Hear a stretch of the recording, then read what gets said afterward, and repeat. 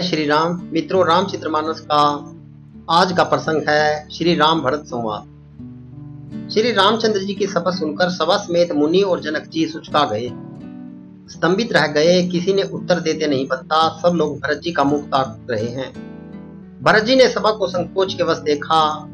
राम बंधु भरत जी ने अब बड़ा भारी धीरज धरकर और उस समय देखकर अपने उमड़ते हुए प्रेम को संभाल कर, जैसे बढ़ते हुए विंध्याचल को अगस्त्य जी ने रोका था, शोक रूपी हिरण्याक्ष ने सारी सभा की बुद्धि रूपी पृथ्वी को हर लिया, जो विमल गुण समूह रूपी जगत की योनि उत्पन्न करने वाली थी। भरत जी के विवेक रूपी विशाल वाहरा रूपी धारी भगवान ने शोक रूपी हिरण्याक्ष को नष्ट कर दिया, बिना ही परिश्रम उसका उद्धार कर दिया।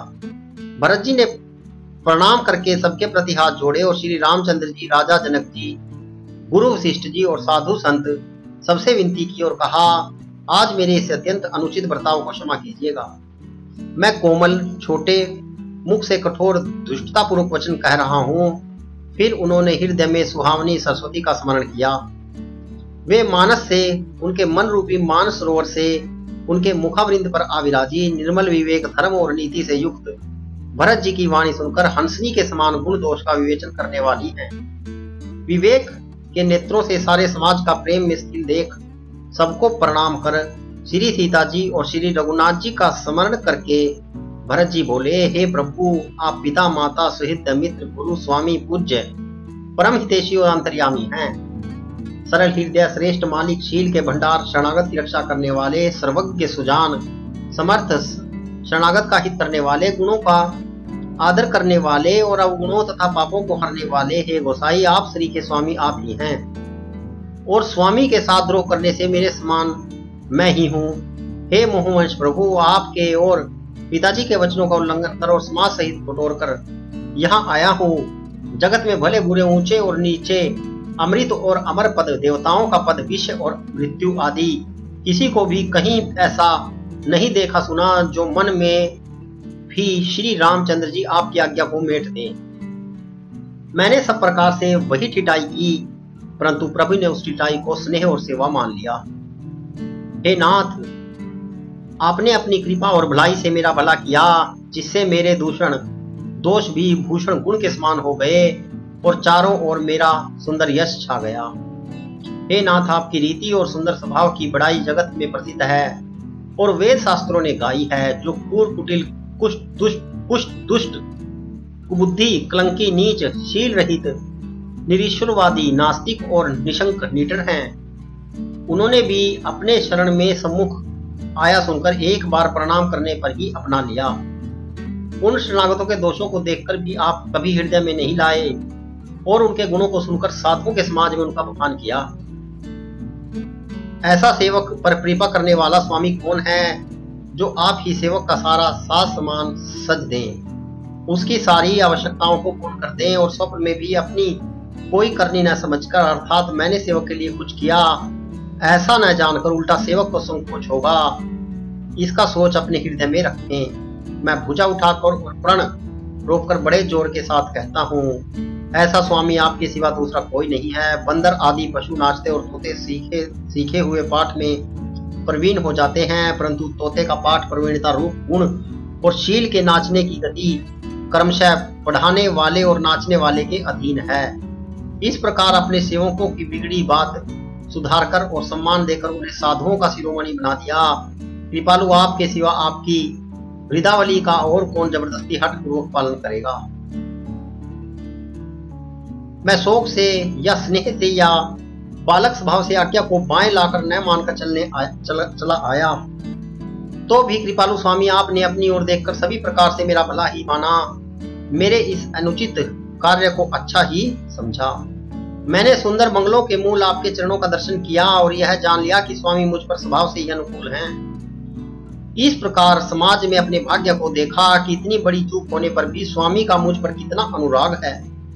कृपा निधान ने मुझ पर सांगोपांग भरपेट कृपा और अनुग्रह सब अधिक ही किए, अर्थात मैं जिसके जरा भी लायक नहीं था, उतनी अधिक सर्वांग पूर्ण कृपा आपने मुझ पर की है। हे गोसाई, आपने अपने शील स्वभाव और भलाई से मेरा दुलार रखा। हे नाथ, मैंने स्वामी और समाज के संकोच को छोड़कर अविनय या विनय भरी जैसी रुचि हुई वैसी ही वाणी कहकर सर्वथा ठिठाई की है। हे देव, मेरे आर्त भाव अतुलता को जानकर आप क्षमा करेंगे। सहृदय बिना ही हेतु के हित करने वाले विद्वान और श्रेष्ठ मालिक से बहुत कहना बड़ा अपराध है, इसलिए हे देव आप मुझे आज्ञा दीजिए। आपने मेरी सभी बात सुधार दी। प्रभु, आपके चरण कमलों की रज जो सत्य, सकृत्य, पुण्य और सुख की सुहावनी सीमा अवधि है, उसकी दुहाई करके मैं अपने हृदय को जागते सोते और स्वप्न में भी बनी रहने वाली रुचि इच्छा कहता हूँ। वह रुचि कपट, स्वार्थ और अर्थ, धर्म, काम, मोक्ष रूप चारों फलों को छोड़कर स्वाभाविक रूप से स्वामी की सेवा करना और आज्ञा पालने में समान श्रेष्ठ स्वामी की और कोई सेवा नहीं है। हे देव, अब वही आज्ञा रूप प्रसाद सेवक को मिल जाए। भरत जी ऐसा कहकर प्रेम में बहुत ही विवश हो गए। शरीर पुलकित हो उठा, नेत्रों में प्रेम आंसुओं का जल पर आया। अकुलाकर व्याकुल होकर उन्होंने प्रभु श्री रामचंद्र जी के चरण पकड़ लिए। उस समय को और स्नेह को कहा नहीं जा सकता। कृपा सिंधु श्री रामचंद्र जी ने सुंदर वाणी में भरत जी का सम्मान करके हाथ पकड़कर उनको अपने पास बिठा लिया। भरत जी की विनती सुनकर और उनका स्वभाव देखकर सारी सभा और श्री रघुनाथ जी स्नेह से स्थिर हो गए। श्री रघुनाथ जी साधुओं का समाज शिष्ट और मिथिलापति जनक जी स्नेह से स्थिर हो गए। सब मन ही भरत जी के भाई पर और उनकी भक्ति की अतिशय महिमा को सराहने लगे।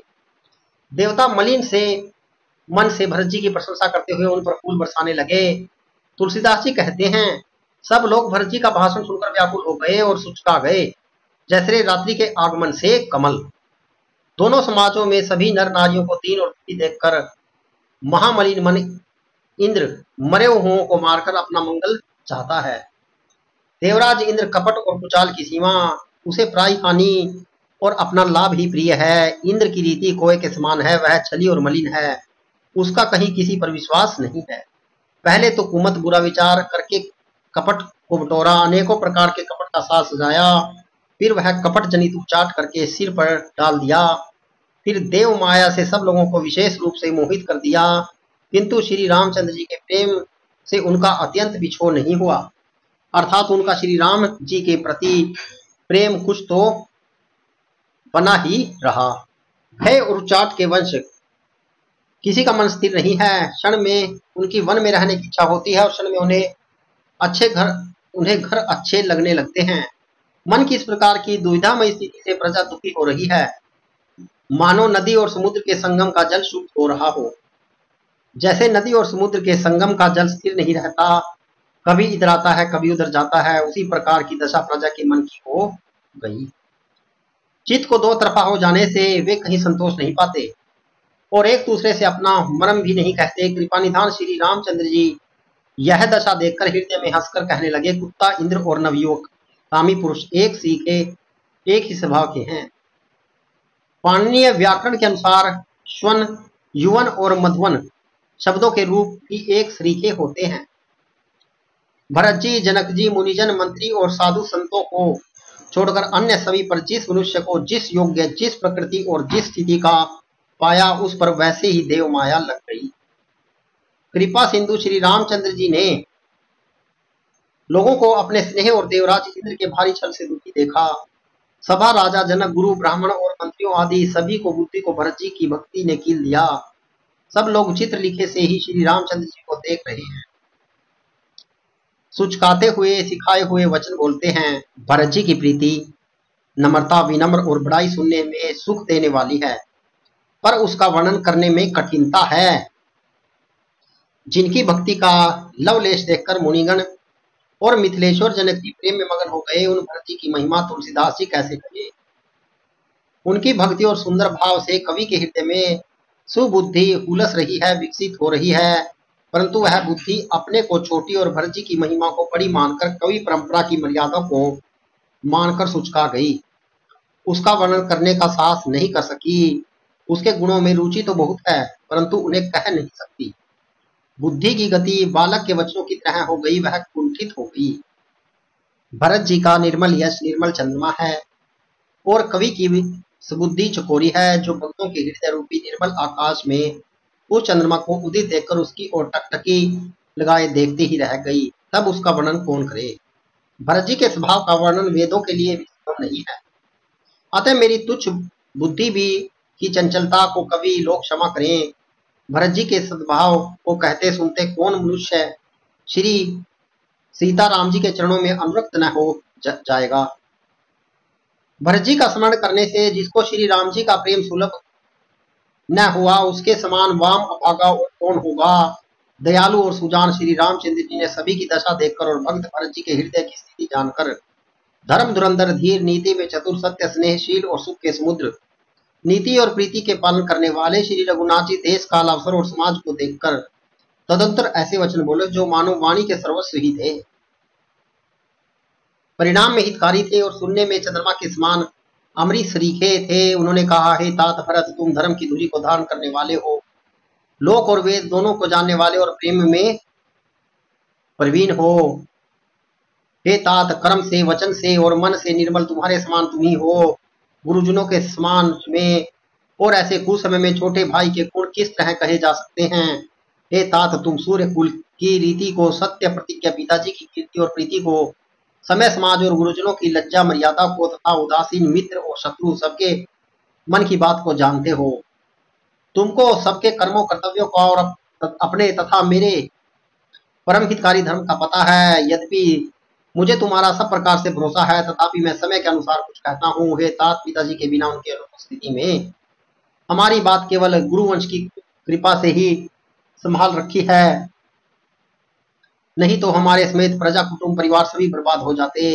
यदि बिना समय के संध्या से पूर्व सूर्य अस्त हो जाए तो कहो जगत में किसको क्लेश न होगा। हे तात, उसी प्रकार का उत्पात विधाता ने है पिता की असमय मृत्यु किया है, पर मुनि महाराज ने तथा मित्रेश्वर ने सबको बचा लिया।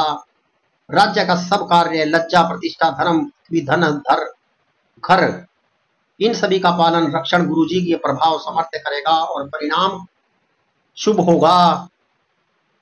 गुरु जी का प्रसाद अनुग्रह है ही घर में और मन में समाज सही तुम्हारा और हमारा रक्षक है। माता पिता, गुरु और स्वामी की आज्ञा का पालन समस्त धर्म रूपी पृथ्वी को धारण करने में शेषी के समान है। हे तात, तुम वही करो और मुझसे भी कराओ तथा सूर्य कुल के रक्षक बनो। साधक के लिए यह ही आज्ञा है। आज्ञा पालन रूपी साधना संपूर्ण सिद्धियों को देने वाली कीर्तिमयी, सदगतिमयी और ऐश्वर्यमयी त्रिवेणी है। इसे विचार कर भारी संकट सहकर भी प्रजा और परिवार को सुखी करो। हे भाई, मेरी विपत्ति सभी ने बांट ली है, परंतु तुमको तो अवधि 14 वर्ष तक बड़ी कठिनाई है, सबसे अधिक दुख है। तुमको कोमल जानकर भी मैं कठोर वियोग की बात कह रहा हूँ। हे तात, बुरे समय में मेरे लिए यह कोई अनुचित बात नहीं है। कुठार को अवसर में श्रेष्ठ भाई ही सहायक होते हैं। व्रज के आघात भी हाथ से ही रोके जाते हैं। सेवक हाथ पैर और नेत्रों के समान और स्वामी मुख के समान होना चाहिए। तुलसीदास जी कहते हैं, सेवक स्वामी की ऐसी प्रीति की सुनकर सुकवि उसकी सराहना करते हैं। श्री रघुनाथ जी की वाणी सुनकर जो मानो प्रेम रूपी समुद्र के मंथन से निकलते हुए अमृत के समान सनी हुई थी। सारा समाज स्थिर हो गया, सबको प्रेम समाधि लग गई है। दशा देखकर सरस्वती ने चुप्पी साध ली। भरत जी को परम संतोष हुआ। स्वामी के सम्मुख अनुकूल होते ही उनके दुख और दोषों ने मुंह मोड़ लिया। वे उन्हें छोड़कर भाग गए। उनका मुख प्रसन्न हो गया और मन में विषाद मिट गया, मानो भूखे पर सरस्वती की कृपा हो गई हो।